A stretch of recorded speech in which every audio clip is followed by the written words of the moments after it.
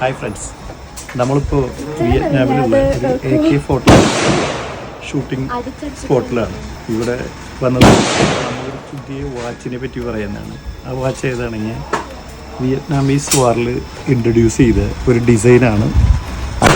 ഏറ്റവും പുതിയ ഒരു വെർഷൻ. അമേരിക്കൻ ആർമി ഈ ടൈപ്പ് വാച്ചുകളായിരുന്നു ഉപയോഗിച്ചിരുന്നത്.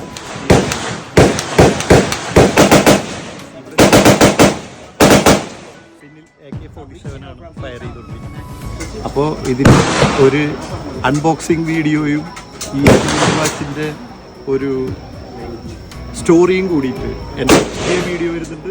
അപ്പോൾ എല്ലാവരും കാണണം, സബ്സ്ക്രൈബ് ചെയ്യണം, ഷെയർ ചെയ്യണം, കമൻറ്റ് ചെയ്യണം. ഓക്കെ.